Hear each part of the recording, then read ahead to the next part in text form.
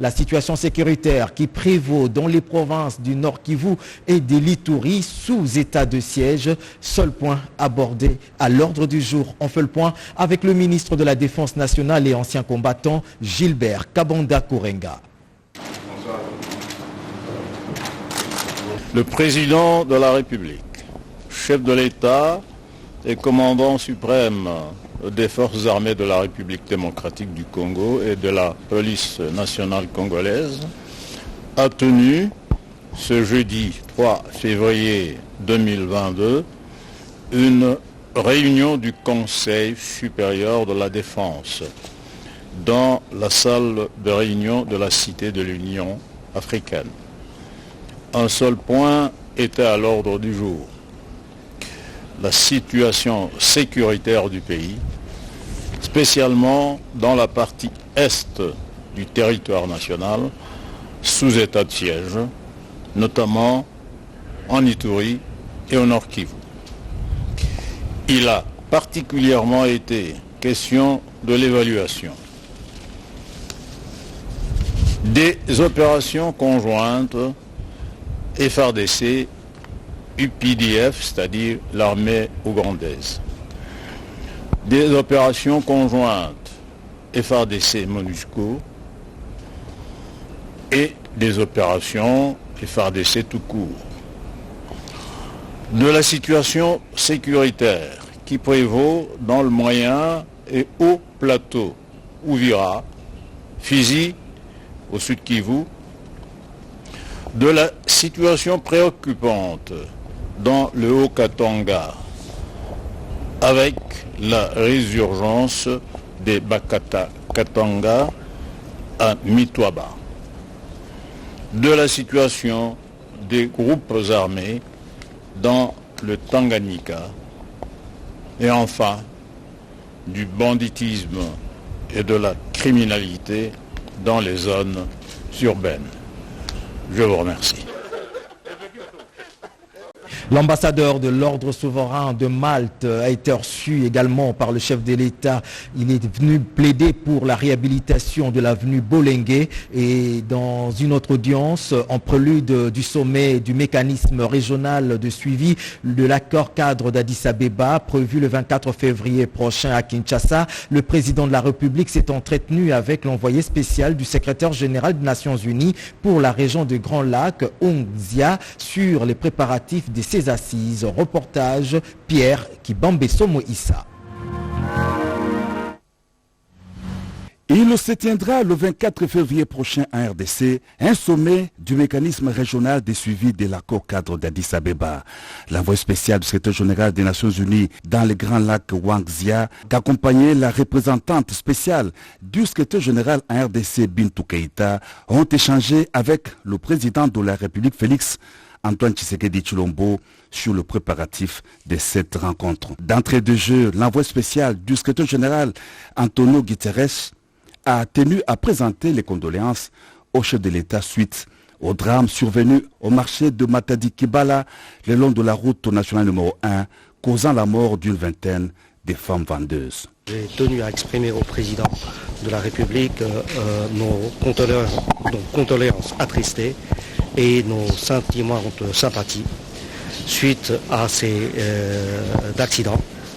Le sort de ces femmes marchandes, leur sort nous endeuille, et donc c'est triste pour nous, et donc j'ai tenu à exprimer nos condoléances. Nous avons aussi parlé d'une échéance très importante qui arrivera le 24 février ici, à un sommet du mécanisme régional de suivi de l'accord cadre d'Addis Abeba. Nous avons écouté le président en ce qui concerne la suite à faire pour mieux assurer les préparatifs de ce sommet. Et à ce stade, je pourrais assurer tout le monde que la préparation avance dans des conditions favorables. Toutes les institutions et les services compétents sont pleinement disposés du côté des institutions 40, notamment les Nations Unies, l'Union africaine. Nous ferons notre part de contribution pour faire en sorte que ce sommet soit une réussite totale. La situation sécuritaire dans la partie est du territoire national avec les récentes tueries à Djougou, à Nitouri était aussi au centre des préoccupations. Le président de la République en a appelé à une coopération politique et sécuritaire renforcée pour mieux assurer la paix et la stabilité dans l'est du pays, a indiqué les hauts fonctionnaires des Nations Unies. Moko, unité et commencement, c'est l'intitulé du tout dernier album de l'artiste musicien Pascal Lokwa-Kanda, compositeur, multi-instrumentiste, arrangeur et producteur congolais. Il est venu présenter cette œuvre, fruit du travail de 8 ans de travail acharné au président de la République Félix-Antoine Tshisekedi Tshilombo. Et dans un autre décor, la transformation de l'agriculture au cœur des échanges entre le président de la République Félix-Antoine Tshisekedi Tshilombo et le directeur général de l'IIATA, entendez, Institut international d'agriculture tropicale. Le programme de développement de 145 territoires était également évoqué au cours de ces échanges. Reportage. Le président de la République, l'ambassadeur de l'ordre souverain de Malte en RDC, Geoffroy Deliedkerk, a aussi présenté les condoléances au président de la République suite au drame de Matadi Kibala.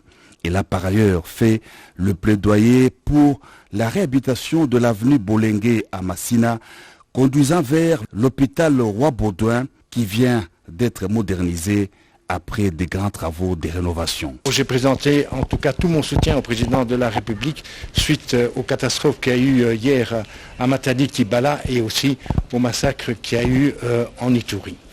Et en fait cet entretien avait été décidé lors de la présentation des vœux jeudi dernier avec le président et je lui avais fait part de mon vœu pour l'année 2022, c'était de voir réhabiliter l'avenue Bolengue. L'avenue Bolengue qui est à Massina et qui donne accès à un hôpital, l'hôpital Roi-Baudouin. J'ai été vraiment très surpris par sa réaction. Il était vraiment très étonné des efforts qui se faisaient là-bas à la Tchangou, et il y a l'hôpital Roi-Baudouin et en tout cas il a dit c'est un projet que nous allons soutenir. Le président de la République Félix-Antoine Tshisekedi Tshilombo a eu également des entretiens avec l'ambassadeur de Grande-Bretagne Emily Maltman. Rien n'a filtré de ces échanges avec la diplomate britannique. Le spectre de la mort plane sur la ville-province Kinshasa. Après Matadi Kibala, la ville continue à compter des morts. 25 morts et 2 rescapés. C'est le bilan du drame survenu au marché Matadi Kibala le mercredi dernier. Et un autre accident s'est produit sur le boulevard Lumumba Pascal dans la commune de Massina où un camion Ben a terminé sa course sur un minibus Mercedes 207. Plusieurs blessés et quelques morts dans la commune de Lantélé. Un autre accident causant ainsi la mort de 3 personnes et plusieurs blessés graves. Et une question se pose, qu'est-ce qui est à la base de tout ce drame? Reportage, Élisée Kombala.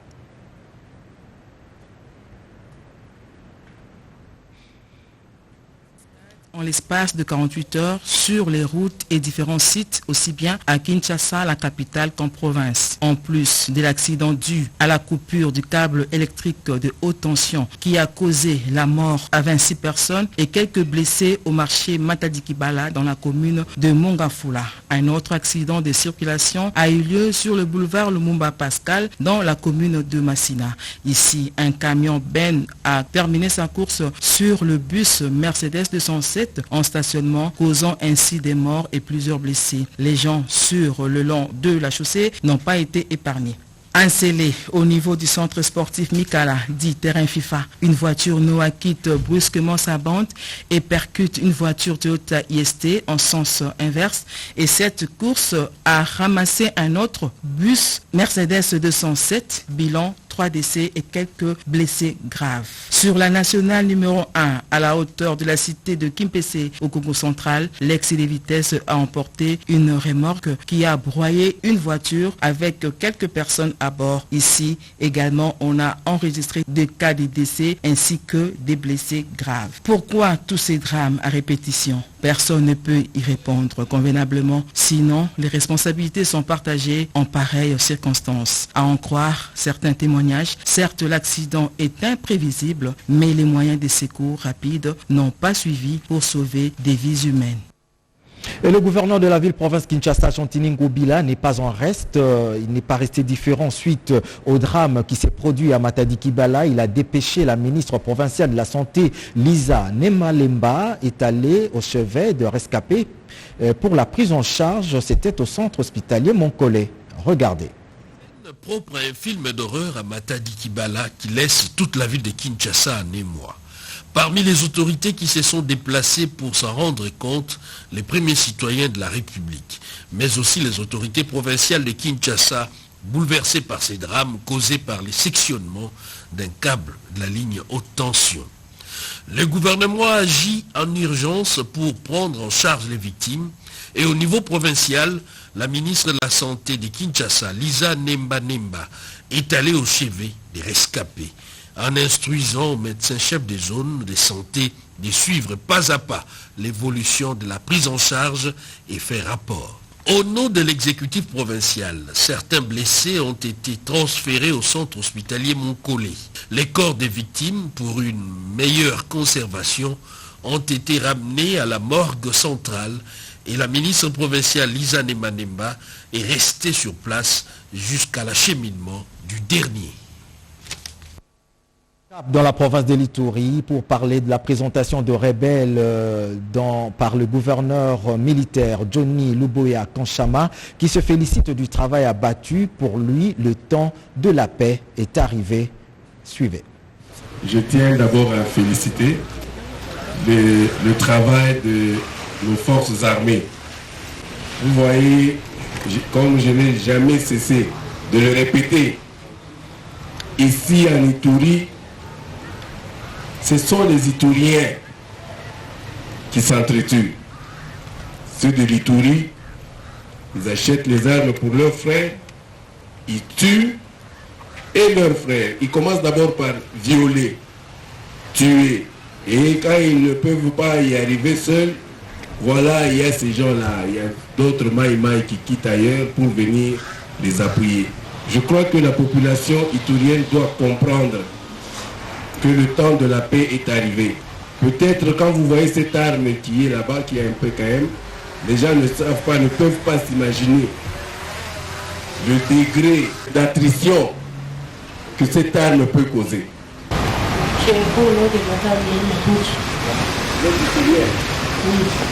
Tubasima Rubani Shadari, Iturien. Fura Sara Salir, Iturien. Mateso Germain, Iturien. Cette arme-là ne pardonne pas. Et vous voyez, ce sont des dames qui sont allées acheter cette arme-là pour aller approvisionner leurs frères. Et pour que leurs frères fassent quoi? Avec cette arme, qu'on tue leurs frères, qu'on tue leurs parents. Et voilà, ce sont des femmes qui font ça. C'est pour ça que la dernière fois, j'ai répété encore, que tous ceux qui ont un lien avec cette population-là, tous ceux qui peuvent parler à cette population, ça ne sert à rien de mentir, qu'ils disent à cette population d'arrêter. Nous ne cesserons jamais de le répéter et de sensibiliser cette population. Et suivant à présent ce communiqué émanant du ministère des Affaires sociales, nous venons d'apprendre avec consternation l'horrible et abominable assassinat dont ont été victimes des déplacés internes, personnes déjà victimes des conflits armés dans la province de l'Ituri. À cette triste occasion, nous présentons nos condoléances le plus attristées aux familles éprouvées pour lesquelles nous mesurons le niveau de la profonde douleur que ressentent tous les sinistrés ainsi que toute la population de l'Ituri. Par conséquent, nous appelons fermement le gouverneur militaire de l'Ituri et la haute hiérarchie de la MONUSCO à assurer réellement la protection des sinistrés de Safo et d'ailleurs dans la province de l'Ituri. Communiqué signé Modeste Mutinga Mutishai, ministre des Affaires sociales. Autre chose, la Commission électorale nationale indépendante, CENI, a dévoilé hier sa feuille de route pour le processus électoral en cours en République démocratique du Congo. Cette feuille de route, prenant en compte la période 2021-2026, comprend les activités que la centrale électorale va organiser pour la réussite du processus électoral. La cérémonie a été présidée par le président de la centrale électorale, Denis Kadima. Reportage Tétis Samba. C'est la toute première activité du bureau de la Commission électorale nationale indépendante pour son exercice. Le président de la centrale électorale, Denis Kadima Kazadi, a dévoilé la feuille de route de la Commission électorale nationale indépendante pour 2021-2026. C'est un chronogramme de l'ensemble des activités que la CENI va déployer pour relancer le processus électoral mis en veilleuse depuis les élections de décembre 2018. Denis Kadima Kazadi a tenu à préciser que la feuille de route est différente du calendrier électoral. La feuille de route que la CENI publie ce jour n'est pas à confondre avec le calendrier électoral qui sera publié ultérieurement. Néanmoins, dans son élaboration, différentes contraintes ont été prises en considération, notamment les délais constitutionnels et légaux, les considérations financières, techniques et sanitaires, les contraintes climatiques et sécuritaires. Cette feuille de route fera l'objet d'une mise à jour à l'issue de la tenue du cadre de concertation avec les différentes parties prenantes au processus électoral. Par ailleurs, la CENI a annoncé par la voix de son rapporteur les élections prochaines des gouverneurs des provinces dans les 14 provinces concernées sur les 26, lesquelles élections interviendront après la session de mars. La ministre d'État, ministre de la Justice et garde des Sceaux, Rose Mutombo Kessé, a présidé hier la réunion du comité pilotage du projet d'appui à la réforme de la justice et des projets de lutte contre la corruption et la consolidation de la paix en RDC. Reportage. Comité de pilotage du programme conjoint d'appui à la réforme de la justice et des projets de lutte contre la corruption et collecte des données sur la consolidation de la paix et la reconstruction en RDC. Les deux parties, à savoir la RDC ainsi que les Nations Unies, ont au cours de cette deuxième réunion validé le programme conjoint d'appui à la réforme de la justice et des projets de lutte contre la corruption et collecte des données sur la consolidation de la paix et la reconstruction en RDC. La patron de la MONUSCO, Bintou Keïta, a déclaré que ce programme a été développé par le système des Nations Unies en étroite collaboration avec les ministères de la Justice, le ministère de l'Intérieur, ainsi que les conseils supérieurs de la magistrature, sans omettre les différents partenaires appuyant les secteurs de la justice et l'état des droits. Bien que les résultats de cette mise en œuvre du programme conjoint soient encourageants, certaines activités prévues pour l'année 2021 qui s'est écoulée n'ont pas été exécutées et ont été reportées pour cette année 2022. Cela est dû à plusieurs facteurs,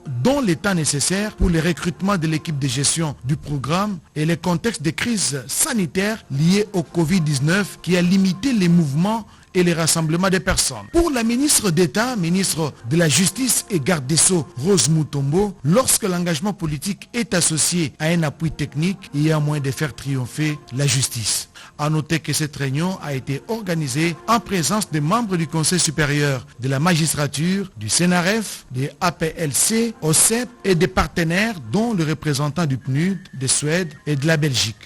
Et vous avez reconnu la voix de notre confrère Joseph Oscar Mbalkaïj. Autre chose, tenue du conseil consultatif du bassin du Nil, on en parle dans ce journal. La RDC fait partie des pays ayant signé pour l'initiative du bassin du Nil et elle se présente toujours et encore en pays solution, même en ce qui concerne la dégradation de l'environnement en termes des ressources en eau. Reportage Ramazani. Excellence F. Bazaïbe Massoudi, vice-premier ministre et ministre de l'Environnement, la RDC assure pour cette année 2022 la présidence du Conseil des ministres des pays riverains du fleuve Nil. Elle préside également la présidence du Conseil consultatif technique de l'organisation. C'est dans cette optique que le Conseil technique consultatif s'est tenu ici à Kinshasa le 28 janvier dernier, Kempinski Hotel. En effet, la République démocratique du Congo fait partie des 10 pays qui ont signé pour créer l'initiative du bassin du Nil Brazzaville et sa branche d'investissement des programmes subsidiaires des lacs équatoriaux, NELSAP en sigle. C'était en 1999. Et actuellement, la RDC héberge un bureau satellite de NELSAP à Goma dans les Nord Kivu. Je vous rappelle que c'est au mois de juin. Et cela avait fait une très agréable coïncidence, le 30 juin exactement 2021, que la République démocratique du Congo avait succédé à l'Éthiopie à ce poste. Pour soutenir les réalisations du projet de NELSAP, la République démocratique du Congo, pays membre, est impérativement obligée à s'acquitter de cette contribution. Le directeur de cabinet qui représente son Excellence Madame le Vice-Premier ministre vous en dira plus là-dessus sur l'état d'avancement des démarches. La RD Congo est un pays solution face au problème de la dégradation de l'environnement. Pour cette raison, elle doit être présente et active dans toutes les organisations environnementales. Et dans le secteur de l'enseignement primaire, secondaire et technique, plus précisément dans la province du Kwilu, l'heure est à la sensibilisation des élèves sur la bonne conduite et assiduité. Reportage Jean-Pierre Ndolodemazou. C'est une cérémonie haute en couleur qui a eu lieu dans le territoire d'Idiofa, dans la province du Kwilu. Cette partie du pays a désormais un nouveau comité de l'enseignement primaire, secondaire et technique. Une cérémonie présidée par l'administrateur du territoire d'Idiofa. Ce comité est composé du directeur de la province éducationnelle, Inkula Abal Anakle, de Pierre-Daniel Kassongo, inspecteur principal provincial, et de William Chinate, directeur provincial du service de paix des enseignants.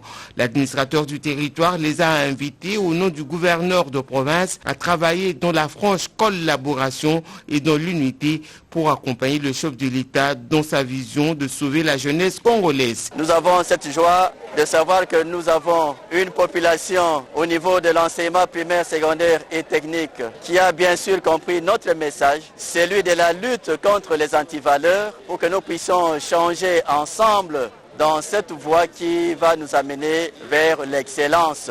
C'est ce que le ministre de l'enseignement primaire, secondaire et technique veut quand il nous a envoyés ici. L'inspecteur principal provincial et le directeur provincial du service de paix des enseignants ont pour leur part insisté sur le fait que l'inspection et le CQP sont des services techniques. À noter que le directeur provincial a présenté à son arrivée ses civilités au père évêque en tant que partenaire important de l'éducation.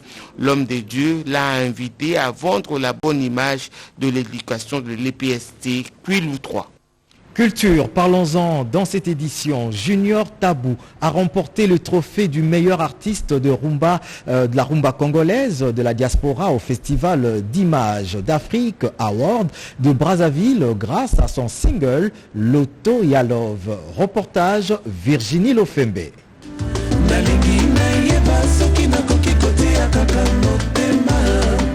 La rumba congolaise, reconnue comme patrimoine culturel immatériel de l'UNESCO depuis le 14 décembre 2021, un joyau culturel propre aux deux Congos est reconnu pour sa valeur universelle. Dixit, le président de la République, chef de l'État, Félix-Antoine Tshisekedi Tshilombo, face à cette reconnaissance. Brazzaville, capitale de la République du Congo, prend la balle au bond à travers le festival d'images d'Afrique Award qui récompense les artistes dans les différents domaines. A inclus pour cette année la catégorie rumba congolaise de la diaspora, dont le trophée a été remporté par Junior Tabou Fataki, qui depuis le 21 janvier 2022 est considéré comme le meilleur artiste de la rumba congolaise de la diaspora. La cérémonie s'est déroulée à l'Olympic Palace en respectant les gestes barrières dus à la pandémie du Covid. En recevant le trophée, l'artiste a demandé une minute de silence en mémoire du général Defaro, un des grands musiciens de la République démocratique du Congo qui a quitté la terre des hommes peu avant de remercier ses mélomanes ainsi que les organisateurs. Junior Tabou Fataki, originaire de la République démocratique du Congo, bien que résident en Belgique, a effectué le déplacement vers Brazzaville.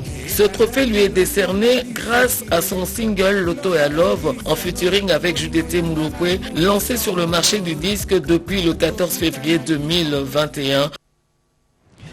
Et on termine ce journal par ce programme des obsèques du procureur général émérite et honoraire près le Conseil d'État, M.